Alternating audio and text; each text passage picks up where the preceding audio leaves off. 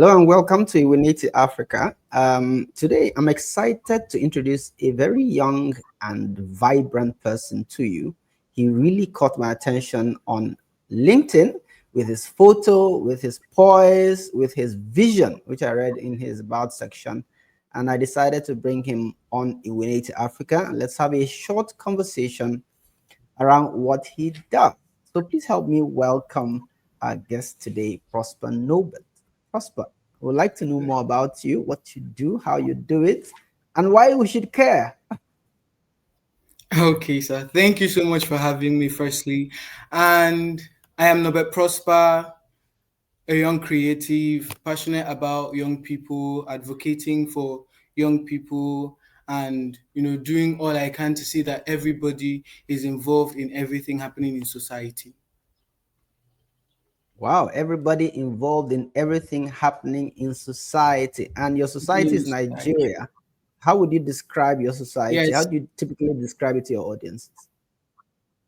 Okay, society, majorly young people, because I've noticed that here in Africa, young people are mostly left aside in certain things. You see, in affairs that happen in politics and every other sector, some young people are not really integrated into these things.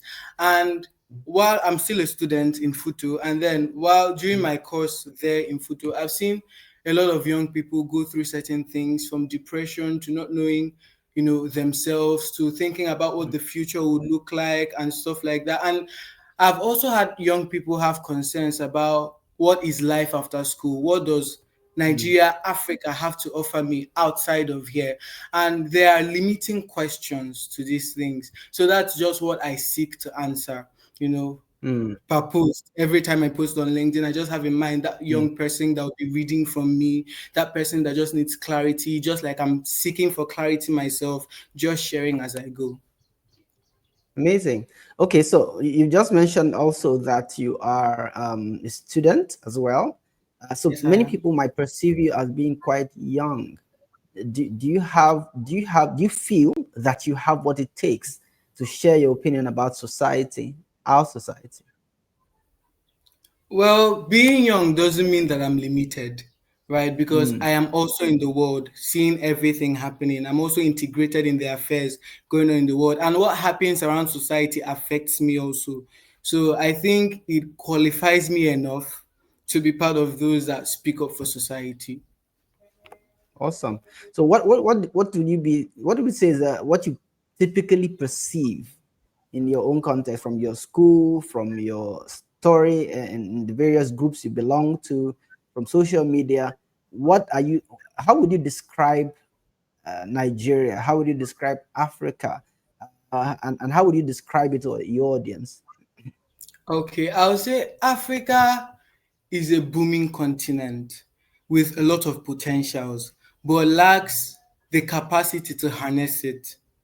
We Hmm. have a lot of human capital, we have mineral resources, we have natural resources in abundance.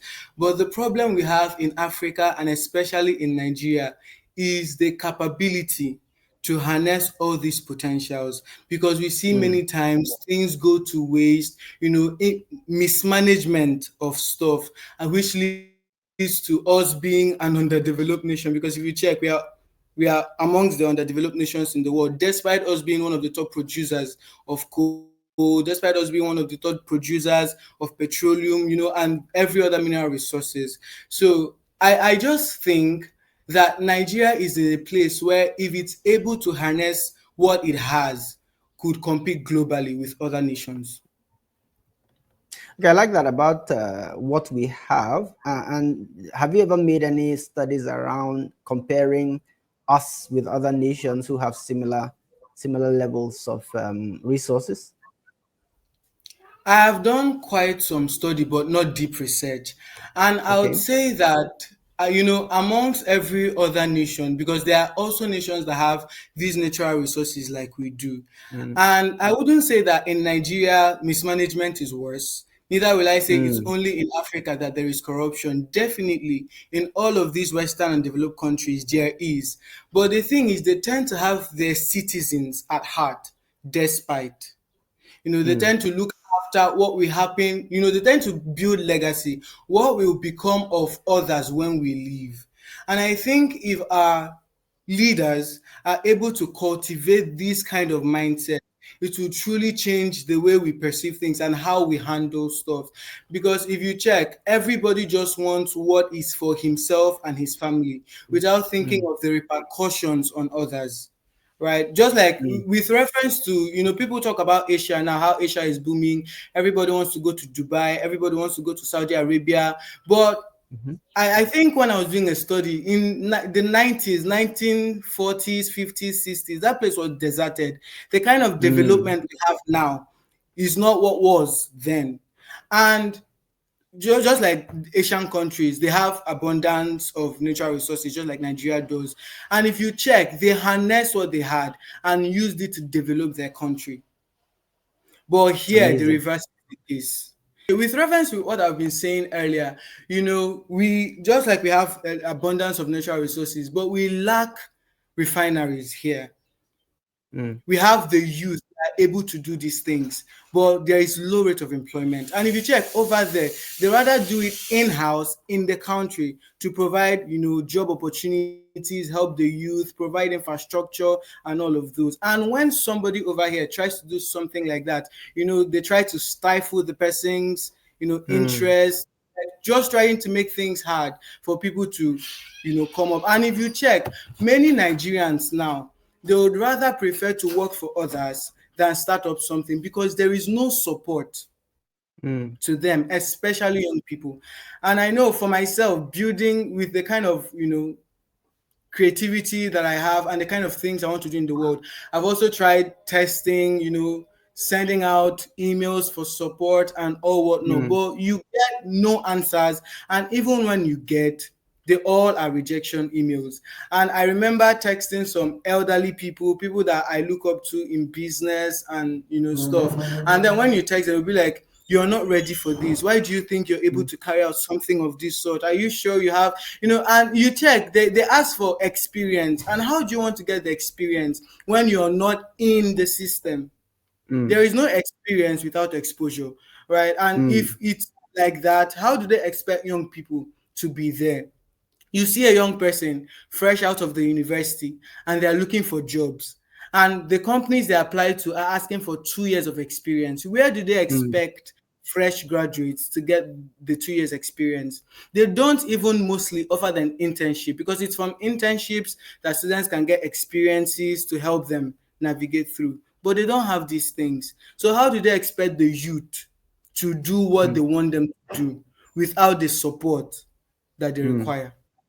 So this Wow. is these are things that fuel me to do the things I want to do, because I've seen a lot of people that are not quite satisfied with where they are, but they do not know how to get to where they want to be. Mhm, Right. And mhm. it really is a bother to me. And if we continue like this, there will be no improvement as we want it to be in Africa, especially. Wow. There is no experience without exposure, and our leaders must begin to think more about the The youth. progress of young people, Yes. because that is the future. I like that kind of thinking. That's really amazing. So I want to dig in a bit. Tell us a little more about under 30 states, Under and what 30 you're doing states. with under 30 states. Okay, in under 30 state, our aim is to elevate young voices. And if you check today in social media, everybody just posts about the job they got, the $20,000 they secured in deals, Mm, all of the progress and stuff without showing the struggles behind it. You see someone post how they got 4.98 CGPA in the university. Well, and if you check in the university system, someone is graduating with a 4.98, others are graduating with a 2.9, 3.0. They don't show the struggles behind it. They don't show the pain. What we are trying to achieve in under 30 state is to elevate the voices of young people, to really share the vision, to really share the journey, the journey towards their success, toward whatever mhm, endeavor they're in. And in under 30 state, we are not just looking at, the people that have already arrived. We are also looking at the people that are building and how they are mhm. going about it to be an inspiration to others. Beautiful. That's awesome. So you're looking at the journey to success, not just the Yeah. success, and you want to Mm. hear those authentic voices that are Yes. actually experiencing what it really means to Yeah. work towards success. Thank you for that. Thank you for that. So how do you do this? How do you do this within under 30 states? Okay, and before I get into answering the question, Yeah. there's something my dad always tells me. He would say, there is no success without a journey. Mm, There is no person that just became who they are without experiencing some stuff, because life does not just work like in a straight line. There will always be mm, detours while going through life. So, and these things tend to cause depression in young people. You see someone driving a Rolls Royce, and you just want to drive a Rolls Royce tomorrow without wanting to know how the person got to where they are. And if you mm, check, it's one of the sources of corruption amongst youth. Everybody just wants it quick. We just want to sleep tonight and wake up tomorrow morning and we have $30 million in our account. If you ask mm, every young person now, they want to build a house at 20, they want to buy mm, a car at 18. All of these things, we are just overreaching. And I'm not saying being overreaching is bad, but mm. we many times are overreaching without having clarity to how we want to achieve it. So, and Precisely. then in yeah, and then in under 30 state, how we intend to achieve it is through podcasts, starting a Mm, podcast on YouTube, and mhm, also with you, not just YouTube. You can stream to other platforms like Spotify and the rest mhm, of that, and also through newsletters, because in today's world, the media is now mostly trusted, right? And then people are always out there looking for information and stuff. And so that's what we are trying to bridge. So that when somebody comes online, a young person, they can find mm, something that could really help them through their journey. So we are not just mm, doing it via video, we are also looking to work on starting, a newsletter and many other sources, right? Just like live mm. events, talk shows, and the rest of that. But Rome is not built in a day, so we have to start from somewhere and then get to where we are looking forward to. Absolutely. So would you consider this a social venture or a profit-making venture, and how is it being funded? Okay, I'll consider it both a social venture and a profit-making venture. And then Mhm. how it's being, what did you say the question is again? How is it being Funded, funded? funded, yes, yes. Or how Okay, do you intend to fund recently, the company? Mhm, okay, we intend to fund it by through others, just like investors and people that really are keen about what we are doing. So for the past mm, 1 month, I've dedicated my life to sending out proposals to companies, sending out proposals to people I consider eligible to want to, invest in the vision. And so mm, far, I would be honest, there has been rejections all around. mm. I've sent to companies like Piggy Vest. I've sent, just for like for them to partner with us, stuff like Mm. probably shout outs and the rest of that for Okay. some amount of money. And they keep saying that they'll get back to us. Some of them tell us that when we get to some certain extent, then they'll be Okay. able to fund it. And Mm, one thing that propels me to keep going is because I know that nothing good comes easy. So it just keeps fueling me. Every no fuels me to want to get a yes. I'm mm, willing to scale through 1,000 no's for my yes. So that's just mm. what keeps fueling me and getting me up in the morning to want to do what I love doing. And also at the Mm. meantime, we are also building a team, getting Okay. people that are interested to want to come and join, as volunteers, and in time they'll get paid for it. So we are Mm. scouting out for video editors, writers, youth advocates. And so far, we've gotten 3 people already. So what we are just waiting for is the funds to start. And normally, for somebody like me, I would have just loved to start, from my room and stuff. But if you really want to build something of scale and would Mm. really want to grab attention, especially in this attention seeking world where if it's not aesthetic, if it doesn't like appeal to the vision, people just click out. That's why we are just Mm. trying to get it to a good place. It's not as if it's going to be something out of this world, but we can just get to a good place to start, then we can kick off. Brilliant. I like your clarity of thought. It's so powerful. So I'm going to Thank segue you. into your experience as a young Nigerian, and Okay. we just came in from the likes of NSAS, the story of the Kenyan youth who are protesting Yeah. and all that, and this cliche around Nigeria has not happened to you. Don't let Nigeria happen to you, and all that. Now, someone might ask you, maybe you're still very enthusiastic because you're young. Nigeria hasn't happened to you yet. What if, what will happen to you in the next few years, and maybe you want to elope to another country? How would you respond to that? Well, I would say Nigeria happens to everybody, first of all. So far as you're living in Nigeria, Nigeria must happen to you.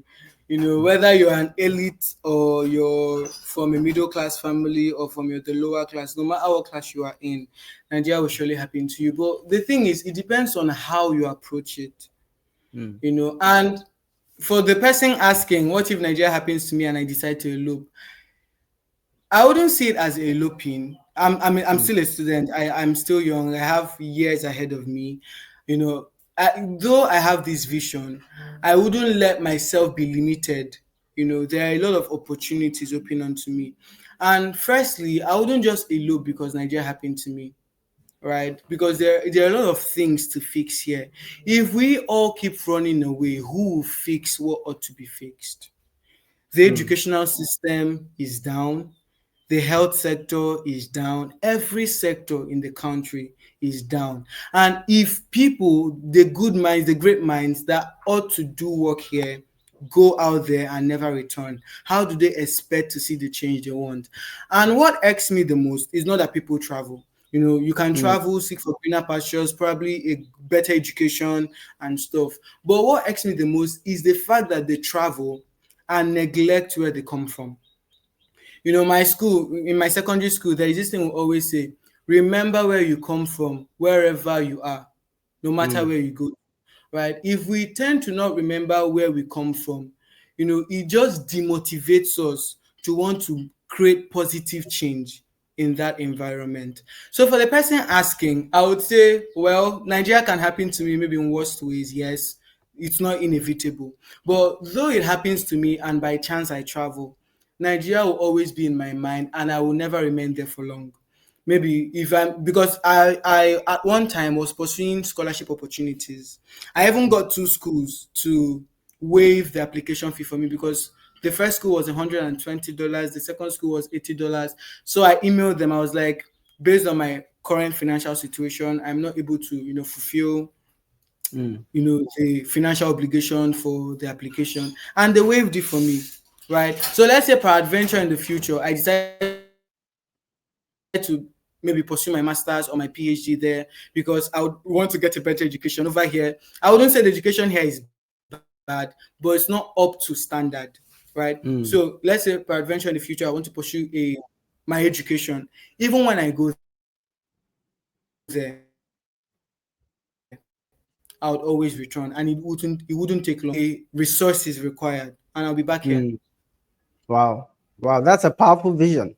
That's a powerful commitment to your nation. Thank you for that. So, in 5 years, based on some of the things you're saying, where do you see yourself? Where do you see under 30 state?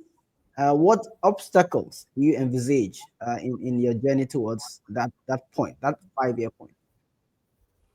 Okay, in the next 5 years, I see myself pioneering change, positive impact.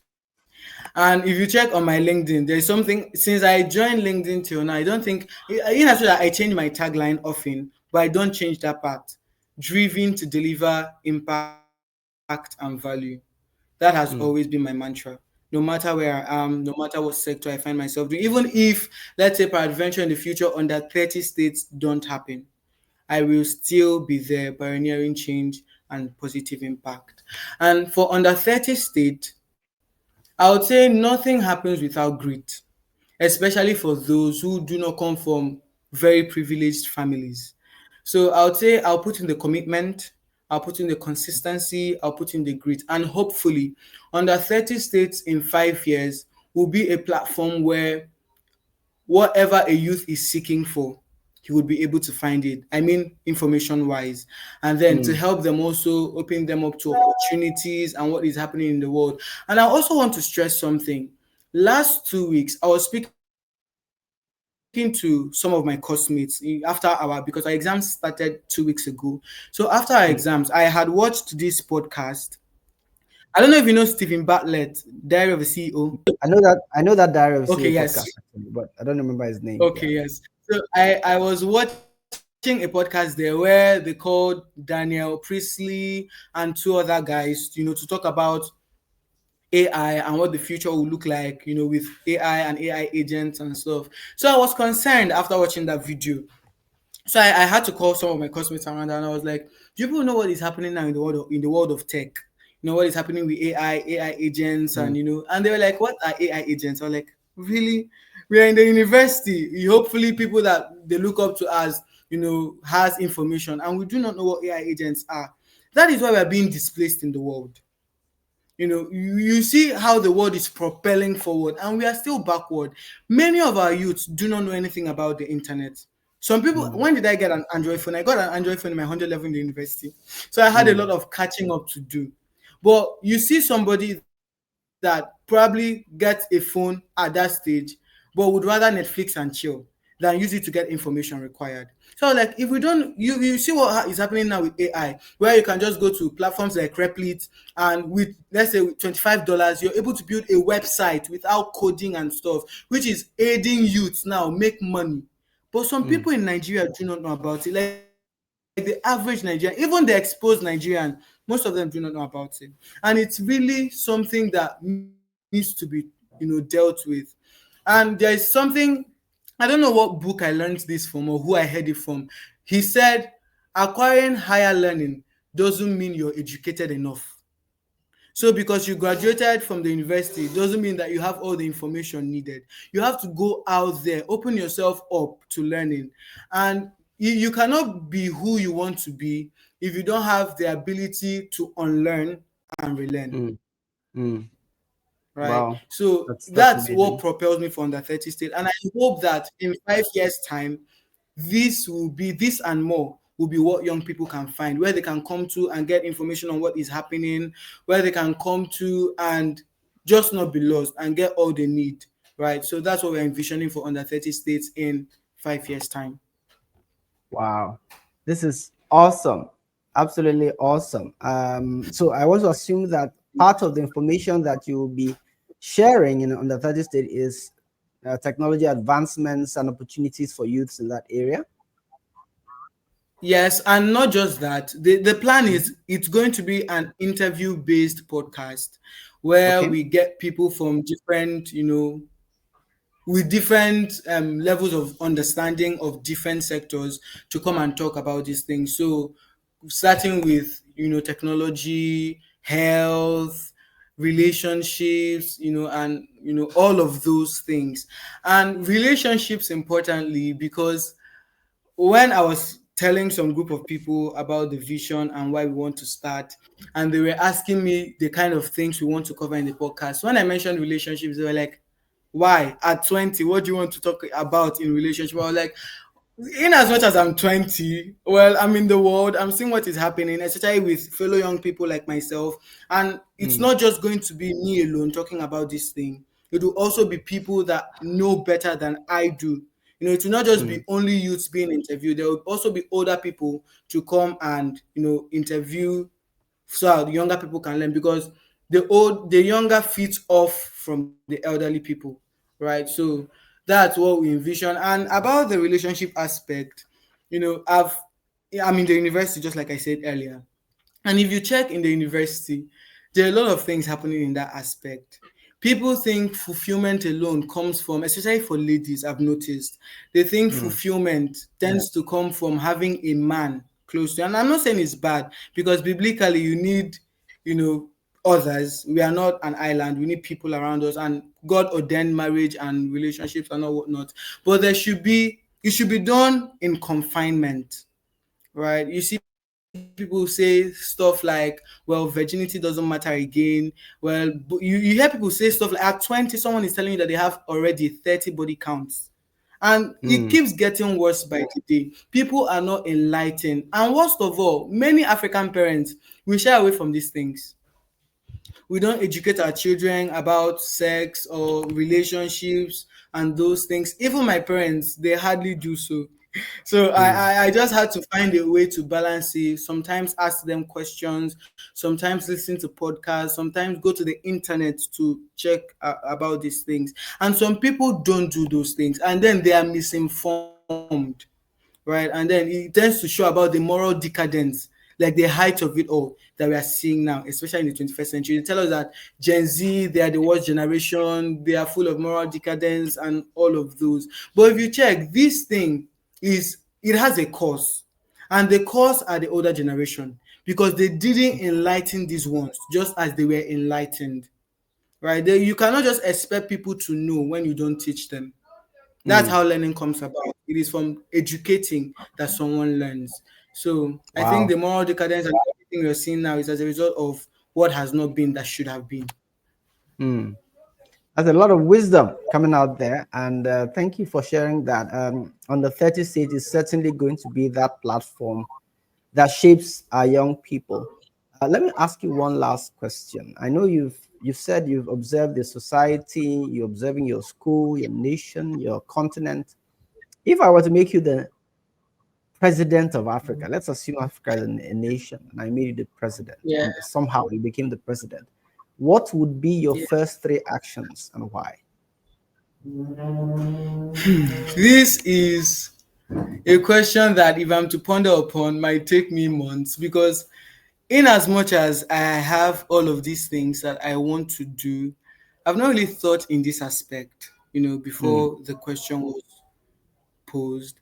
But if I am to be president, and hopefully someday I want to get into politics. So if I am Mm. to be the president and I have three things I need to work on immediately, it will firstly be working on the three arms of government, because there is corrupt. They say the oil flows from the head.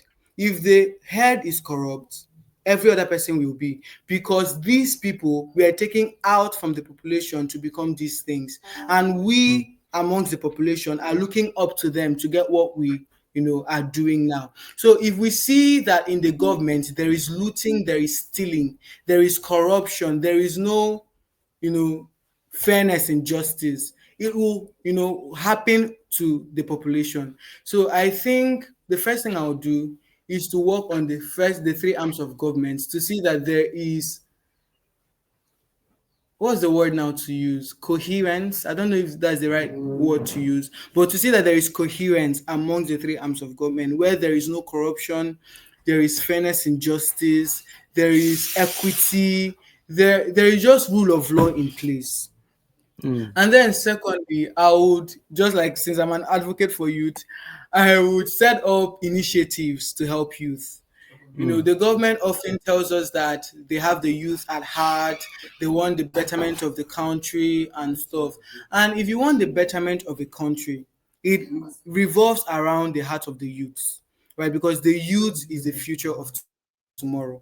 So if you do not work on them now, give them the development they need, then the future you're looking for will never come. And even when it comes, it will not be what you are anticipating.